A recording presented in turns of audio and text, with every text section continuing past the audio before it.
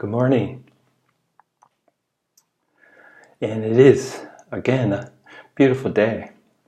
Unlike many in other parts of the world who can start to feel the beginnings of fall, we in Taiwan, our fall season is quite unusual in that it's very short. We're still hot during the days and will be for most of October. Last year, it wasn't until the first week of November that we felt fall. Hope it comes earlier this year. I like it. And my favorite time of the year, possibly. And right now, today, we're celebrating the harvest moon, the full moon festival, the day of harvest, which usually marks, even though the weather hasn't changed, the mindset, we're moving into fall.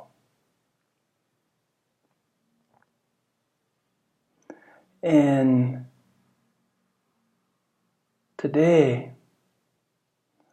I want to talk about bridging, being a bridge between two polarities, two opposites, and coming to the conclusion, as we do with all polarities, that they have the seed of each other within, and indeed they're part of the whole. They're the same thing. So maybe grasping that opposites are equally so, we can begin to see the unity, that it's only our perception that put these contexts of opposite and completely different. And the first that I have to mention is that I've always been a bridge between the East and the West. Starting with my scholarship, I studied Western classics, particularly Greece, and had a firm foundation including Shakespeare and Milton. And I made sure that I read all the heavyweights. I was exposed, but philosophy was fascinating for me. And when I discovered early on about Eastern philosophy, it pretty much overshadowed my interest in anything from the West. Eastern culture, Eastern history. History has always been what resonated with me the deepest. I've always been attracted to the study of history, so to philosophical history,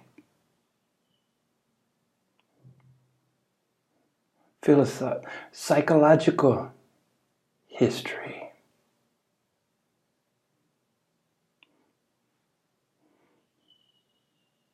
Fascinated me. But this was the beginning of my bridging experience.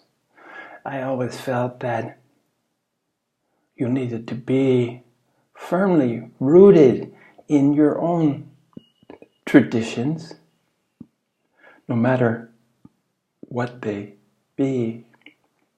So I had a foundation, a solid foundation in Western philosophy. in psychology, history, literature.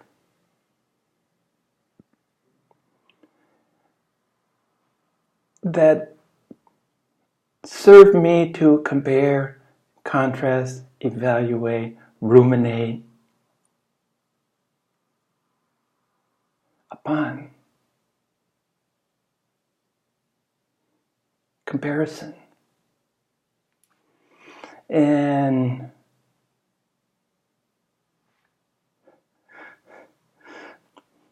there's a famous saying in America, "Go west, young man."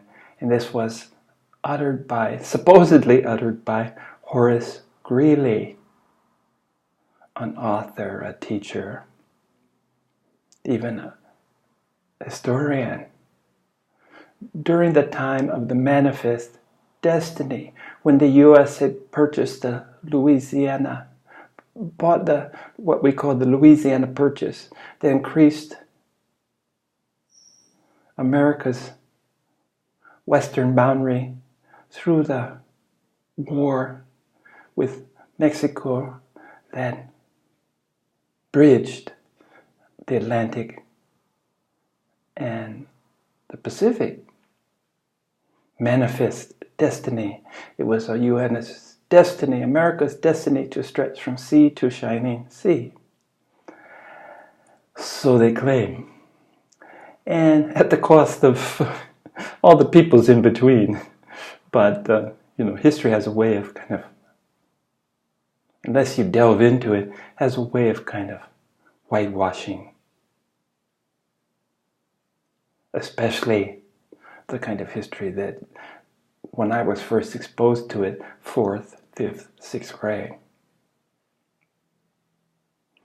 And it's interesting to me, it made me think about how we'll be remembered. Horace Greeley is remembered by these words, "Go west, young man." But he spent his lifetime saying that he never uttered these words. Yet they became the definition of this man's life. So it might be interesting to see that if history remembers you at all, and I harbor no expectations of being remembered in any historical sense or context, but how indeed will history remember the times that you and I are going through as we sit here.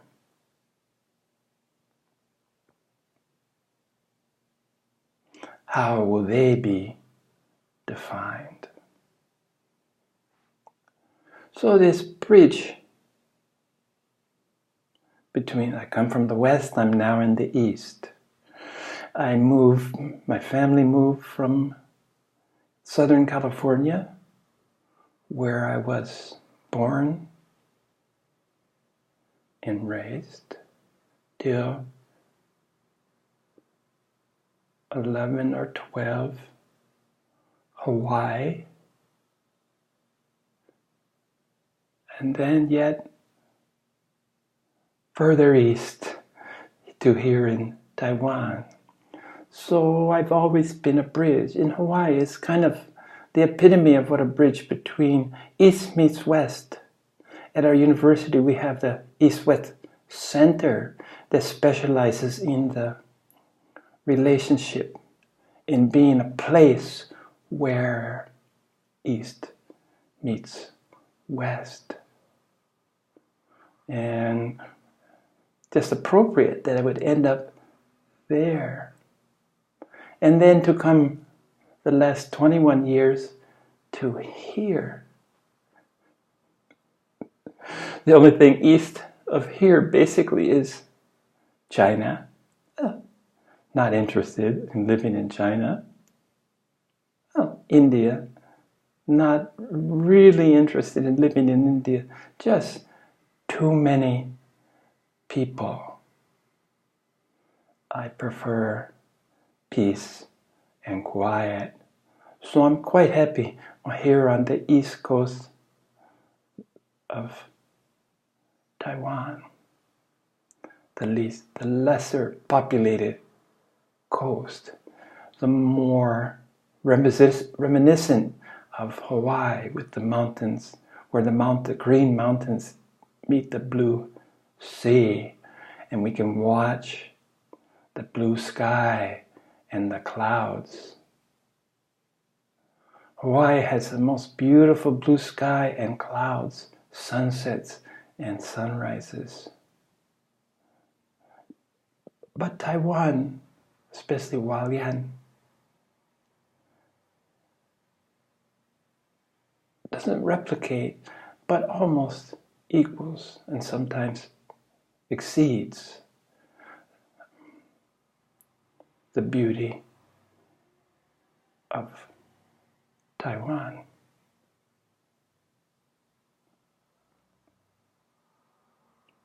So this is a bridge, east and west.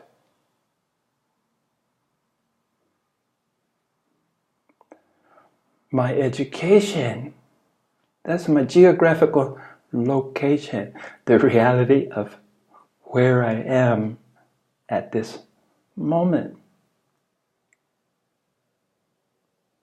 is in a country other than the country of my birth, surrounded by peoples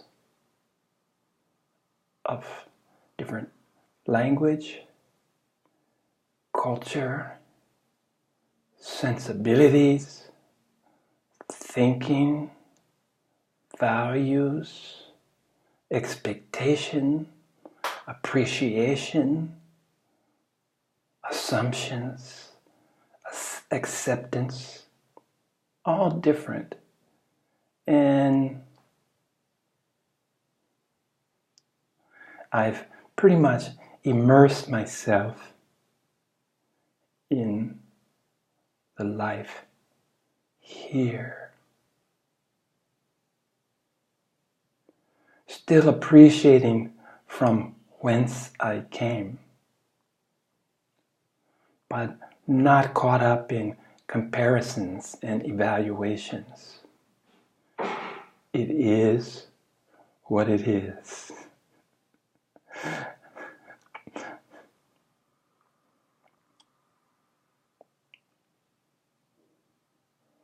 This is also extended. I also have bridged another gap, the polarities of scientific and spirituality. And always interested in science, as long as I didn't have to do the math and go into too much detail. I appreciate details, but I hardly relish them, and I just don't accumulate them. So broad, sweeping, and in my lifetime, I've been blessed to see what was called the hard sciences, that nothing was real, that couldn't be replicated or proven by the scientific method, by experimentation. If you couldn't do it, it didn't exist. But starting with a favorite of mine, my favorite scientist into the modern times, Albert Einstein, who saw God. He saw the spirituality in science. That would be the beginnings of quantum physics. And quantum physics is the most fascinating. I've put more effort into reading about quantum physics than probably all the other hard science studies that I'd done previously. string theory, chaos theory, all of those things fit quite nicely in my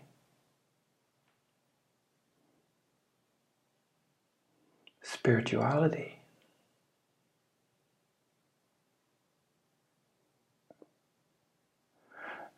Science today has come to the same conclusion that my spiritual journey has come to, that there always be much more that we don't know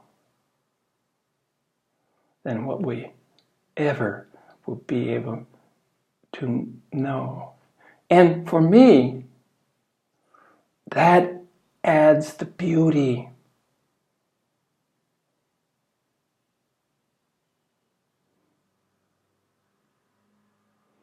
I'm more than comfortable in the realms of not knowing. Instead, directing my efforts, attention to what is knowable and experientially knowable. In that way, it fits some of the rigor of hard science examination. You can experience it. And this, of course, is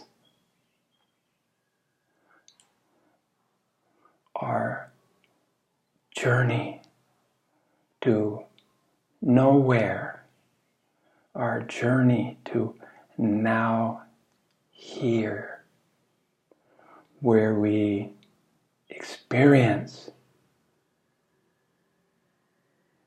unity, where we understand that polarities are just matter of degrees, a 360-degree circle. Everything within the circle is united. It's one. It's the edge of the circle that defines, not a matter of degrees within that circle. And the beauty of circles is that they lend itself to expand, just as a balloon does. So you can move your peripheries, you can move your edge farther and farther and farther. Experientially, you can experience this.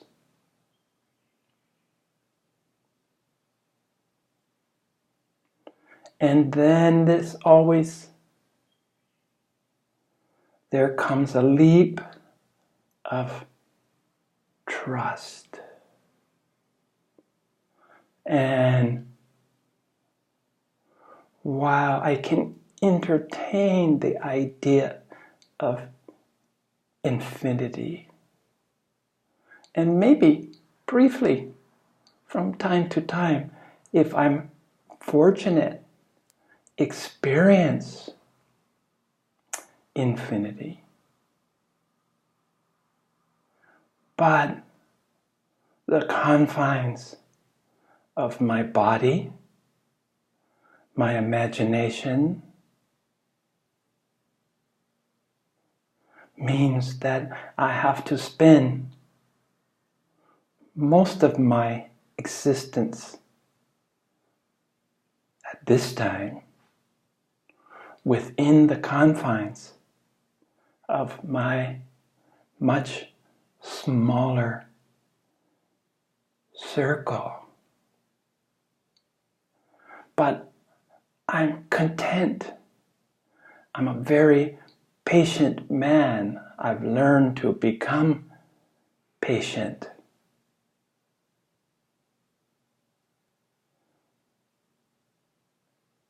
And accepting.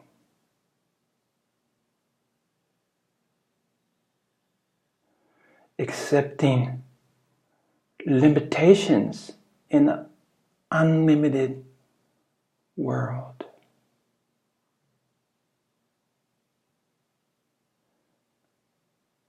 And when we start talking about multiverses, 11, 13 dimensions, and all the theories that go along with this proposal of this speculation, all made possible by these beautiful quantum physicists. From the realms of science is coming,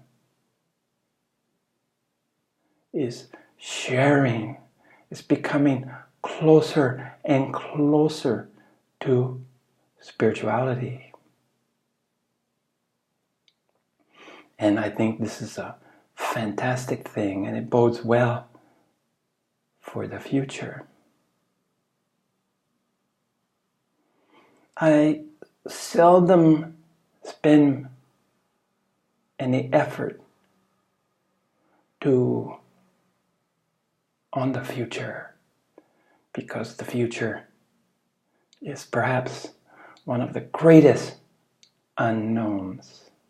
And cause and effect, karma,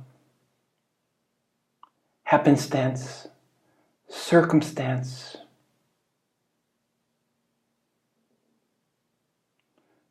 will influence the future. The future is changeable.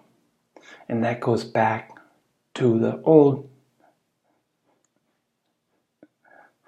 opposition, the old polarity that I started with. Free will or destiny. And learn to answer yes for both. And minds of this century, scientists, particularly Stephen Hawking, had immense respect for him, and was sad to see him pass on. But he no longer was confined to his lifetime relationship with his wheelchair and his computer-generated voice. He's free. But his theory of everything and how he devoted his life and thought near the end that he was getting close, an all-inclusive theory of everything.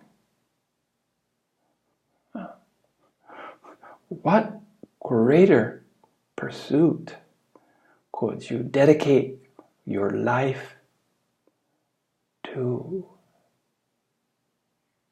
And he was bringing his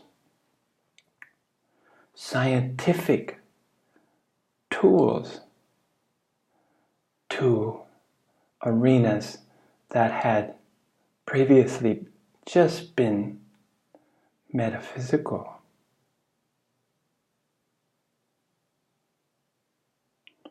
Is there a theory of everything? You tell me.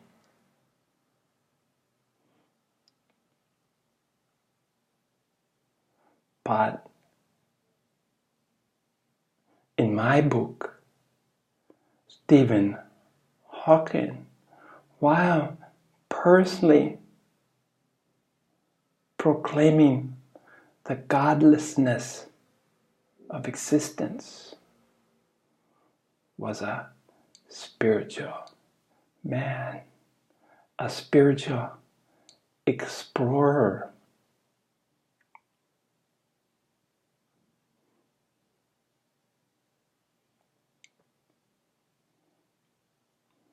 The fact that we don't believe in a God, or we do believe in a God, is a belief. And a belief, by its very nature, is very difficult to alter, to change.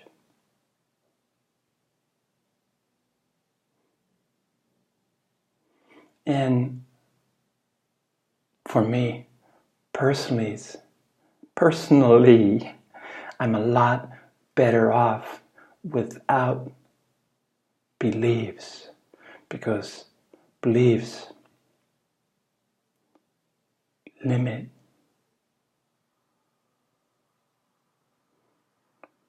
Beliefs can't be experimented with, but they can be changed. Everyone used to think the earth was flat, that the sun circled around us. And it took time and science to prove that this belief was wrong-minded. This belief was incorrect. But now the resurgence of the flat earthers and it's just the fringe. I love the fringes of humanity. The courage to go against the flow.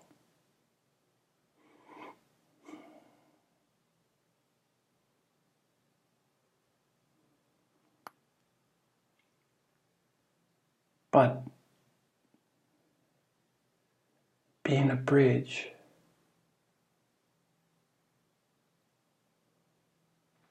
seeing bridges rather than perhaps being a bridge. Being a bridge in purely metaphorical sense is more about seeing and connecting rather than being, in this case. I guess we have human seeing to add to human being, human doing. But I came to this earth to be a witness, to watch. A lifelong project has been to learn to listen. Listen takes both patience and an understanding that what you have to say most likely is not as important for your growth as what others might say.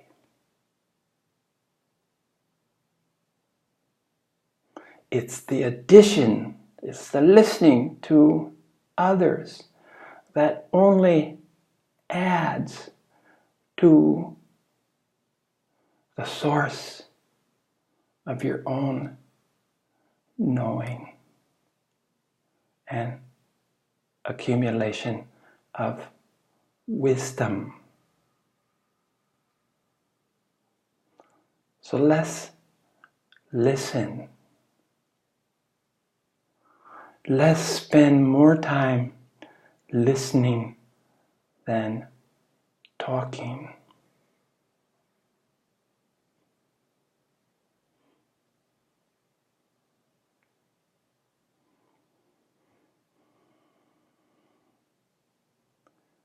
Today's topic for my sharing of seeing bridges.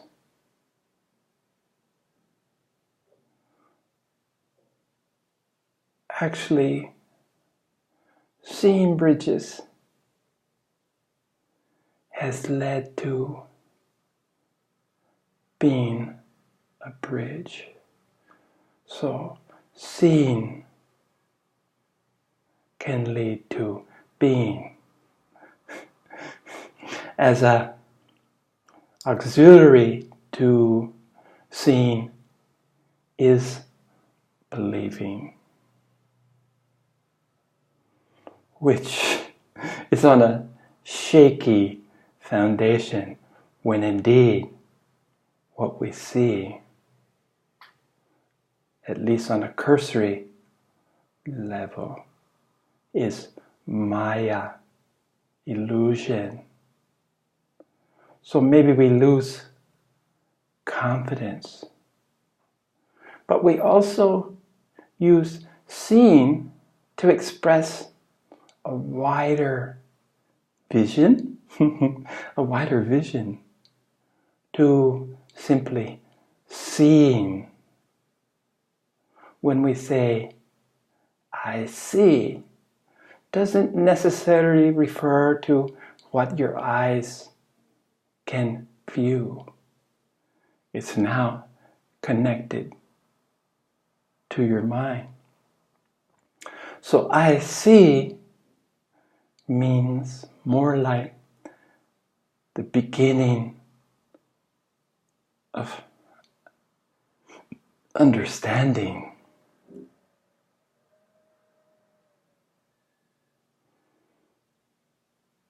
So live, love, and listen.